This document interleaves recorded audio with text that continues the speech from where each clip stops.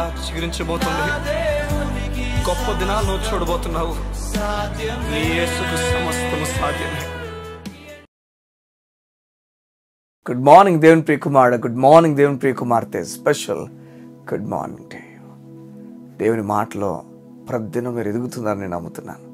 ప్రతిదినము కూడా దేవుని మాటను చూడడం అది భాగ్యము, ధన్యత కూడా. దేవుని మాటను నిర్లక్ష్యం చేసే వ్యక్తి తన జీవితాన్ని ఈ భూమి మీద నిర్లక్ష్యం చేస్తున్న అర్థం.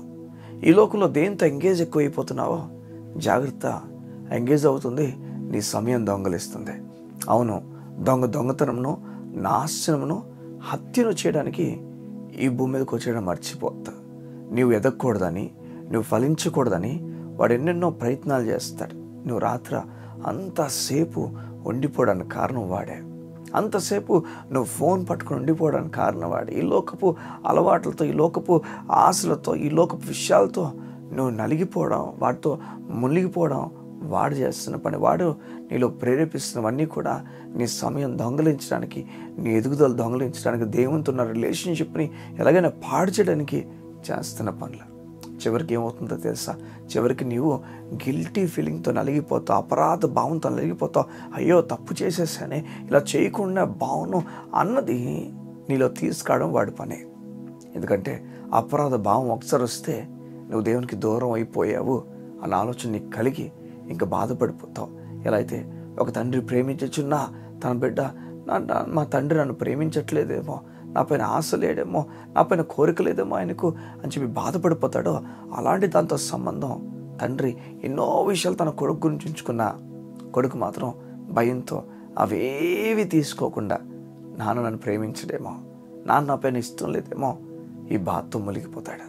అపరాధ భావం దేవుని దగ్గర ఉన్నవన్నిటినీ కూడా కోల్పోయేటట్లు చేస్తుంది. అపరాధ భావం దేవుని దగ్గరికి వెళ్లకుండా దూరం పెట్టేస్తుంది.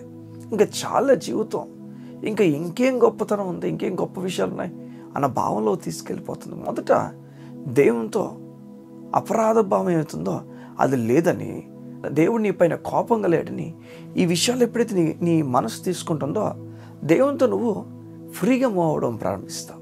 ఆ నిజమే. ఈ లోకంలో నేను చాలాసార్లు చెప్తాను ఒక మాట, ఈ లోకంలో ఎందరున్నా, ఎంతమంది ఉన్నా వారందరూ నీ పైన నెగిటివ్ స్ప్రెడ్ చేయొచ్చేమో, లేకపోతే నెగిటివ్గా నీ పైన వారు ఆలోచన పెట్టుకోవచ్చేమో. కానీ ఒక మాట చెప్పిన, యేసు ప్రభు ఎప్పుడు నీ పైన నెగిటివ్ పెట్టుకోడు. కారణం చూడండి, నెగిటివ్ నీ లోకం తనను ఎందరు అంగీకరించారో చూడండి, దానికి మునుపు రాయబడిన మాట, తనను అంగీకరించిన విషయం కూడా రాయబడింది. తన సొంత జనుల దగ్గరకు వచ్చారట, ఆ సొంత జనులు ఆయన అంగీకరించలేదు. చూడండి, అలాంటప్పుడు ఎందుకని ఆయన రావాలి? అంగీకరించడం తెలిసినప్పుడు కూడా ఎందుకు వచ్చాడు చూడండి. ఎందుకంటే ఆయన అంగీకరించడానికి ఇష్టపడుతున్నాడు కనుక, ఆయనే తన స్వయంగా పాపాల గురించి మరణించడానికి వచ్చాడు కనుక, ఎక్కడో నీ లోపలి భావం తొలగించేసే. దేవుడు మన పట్ల ప్రేమ కలిగి ఉన్నాడని బైబిల్ చెప్తుంది. ఆ ప్రేమ యందు మనల్ని నిలిచి ఉండమని చెప్తుంది. ఈరోజు నువ్వు నిల్చున్న స్థలాలు జాగ్రత్త. అపవాది చేసే ఓ పని చెప్తాను, జాగ్రత్త వినండి. నిన్ను బిజీ చేయడం వాడి పని.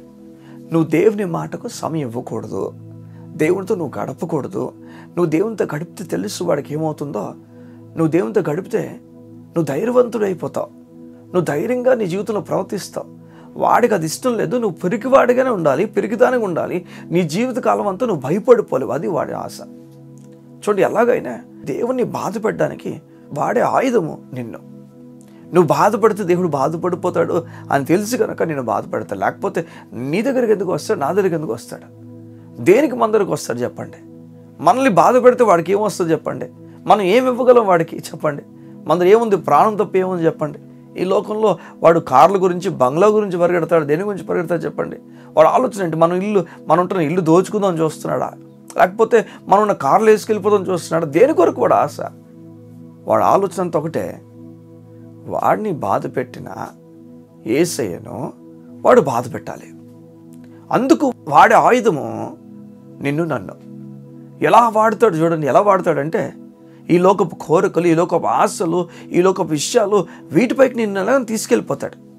నువ్వు ఒకసారి ఫోన్ పట్టుకుంటే చాలు, దాని నుంచి బయటకు రానివ్వడు. నేను టీవీ దగ్గరికి రానివ్వడు, టీవీ దగ్గర నుంచి బయటకు రానివ్వడు. ఈ లోకపు విషయాల కొరకైన ఆలోచన, ఆశను నీకు మరింతగా పెంచుతాడు. ఎపిసోడ్స్ తర్వాత ఎపిసోడ్స్, సీజన్స్ తర్వాత సీజన్స్ అన్నిటిని కూడా నువ్వు కవర్ చేయాలని, నువ్వు ఎలాగైనా దాంట్లో ఉండిపోవాలని చెప్పి దేవుని మాట కొరకు చూడండి, వాడి ఆలోచనతో కూడా నువ్వు దేవుని మాట స్పెండ్ చేయకూడదు. ఎందుకంటే దేవుని మాట శక్తివంతమైంది, నీ జీవితాన్ని కడుతుంది. కడితే ఏమవుతుంది? దేవుడు సంతోషపడతాడు, నీ జీవితం బాగుండవు అని కోరుతున్నాడు. అందుకే కదా బైబిల్ చెప్తుంది, యేసు సంచరించచ్చు ప్రతి ప్రాంతానికి వెళ్ళాట స్వస్థపరచడానికి. ఎందుకని ఆయన అలాగే వెళ్ళాడు కాదు చెప్పండి? దేనికంటే తన ప్రజలు బాగుండాలని కోరాడు. ఆయన సంచరించి నలుమూలలో మంచి చేయడానికి ఇష్టపడుతుంటే చూడండి, వాడు సంచరించి నలుమూలలో చెడు చేయడం ప్రారంభించాడు. ఏం గమనిస్తాం చెప్పండి? ఆయనకి సంతోషం అనిపించింది, దేవునికి సంతోషం అనిపించిన ప్రతి విషయం కూడా అపవాది ఎలాగైనా నెగిటివ్ తీసుకోవడానికి చూస్తున్నాడు. ఈరోజు ఈ లోకపు విషయాలకు, ఈ లోకపు అలవాట్లకు లొంగిపోక, ఒకవేళ నువ్వు ఈ లోకంలో వ్యభిచారపు మనసు కలిగిన వ్యక్తివేమో, వ్యభిచారం చేస్తున్న వాడేమో, దానమేమో, నువ్వు చేసిన పని నేను చెప్పనా, అపవాదిని ఎలాగైనా ఈ లోకం వైపు లాగాలని చూస్తున్నాడు. ఈ లోకపు విషయాల వైపు లాగి నిన్ను ప్రభు నమ్మకుండా నరక వైపు తీసుకెళ్ళిపోదామని చూస్తున్నాడు. నువ్వు నిలకడగుండు, నువ్వు ప్రభులోకి రా, నీకు పాప క్షమాపణ దొరుకుతుంది. ప్రభు పైన ఆధారపడడానికి ఇష్టపడ.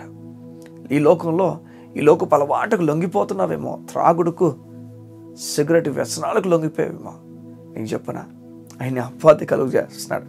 దేనికంటే త్వరగా నీ ప్రాణం పోవాలని, నువ్వు దేవుని పైన ఆధారపడకూడదని. అవును, నిజంగా ఈ మధ్యకాలంలో చాలా విషయాలు నేను విన్నాను. త్రాగుడు బానిసైన వ్యక్తులు, సిగరెట్ బానిసైన వ్యక్తులు ఎలా వారి ప్రాణాలను కోల్పోవడం చూడండి. ఇవన్నీ కూడా ఏం గమనిస్తాను చెప్పండి? వాడు ఆలోచన ఎలాగైనా నువ్వు త్వరగా చనిపోవాలి, నీ మరణం త్వరగా అయిపోవాలి, తద్వారా దేవుడు బాధపడిపోతాడు కదా. వాడు ఆలోచన అంతా కూడా నేను బాధ పెట్టడం, నీ ద్వారా దేవుడు బాధపడటం చూడడం. ఈ ఉదయం నేను చెప్తున్నాను, నువ్వు సరిగా ఉండడానికి ఇష్టపడు, ఈ లోక విషయాలకు లొంగిపోవద్దు, దేవుని మీద ఆధారపడడానికి ఇష్టపడ, దేవుని మాట కొరకు రా, ఈ లోకపు అలవాట్ల నుంచి బయటికి రా, దేవుని కొరకు నిలబడి గొప్ప కార్యాలు నువ్వు చూస్తావు. కళ్ళు మూసుకుంటావా? ఈ ఉదయం నీ గురించి ప్రార్థన చేయడానికి ఇష్టపడుతున్నాను. మా ప్రియ పరలోకపు తండ్రి, నీకు వందనాలు. నీ బిడ్డలు నీ మాట ప్రకారం నిలబడబోతుండగా ఈ లోకపు విషయాలకు, ఈ లోకపు అలవాట్లకు వారి జీవితం ఇవ్వకుండా నీపైన ఆధారపడి నువ్వు ఎలాంటి గంభీరమైన కార్యాలు చేయగలవో వారు ఆలోచించి ముందుకెళ్ళి వారిగా చేయండి. అపవాది వారి జీవితాన్ని టార్గెట్ చేసి వారిని ఎలాగైనా నీకు దూరం చేయాలని అపరాధ భావం కలుగు చేస్తుండగా నువ్వు వారి పాపాలు క్షమించావు, వారిపైన కోపంగా లేవు, గొప్ప కార్యాలు వారికి జరగబోతున్నాయి. నీకు వందనాలు. నీ బిడ్డలు బలపరిచి ఆదరించి ఉన్నతమైన కార్యాలు వారు జరిగించమని కోరుతూ యేసు నామమున ప్రార్థించుచున్నాము తండ్రి. ఆమేన్, ఆమేన్, ఆమేన్. నీవు అపరాధ భావం కలిగి ఉండాల్సిన పని లేదు. నువ్వు అపరాధివని, నువ్వు పాపం చేసినవాడు అని నువ్వు దేవునికి దూరం అన్న విషయం నుంచి బయటికి రా. అపవాది ఆయుధం అది, నిన్ను బాధ పెట్టాలని. దేవుడిని గొప్పగా దీవించబోతున్నాడు. ధైర్యంగా ప్రభువులో నిలబడడానికి ఇష్టపడు. God bless you. See you tomorrow.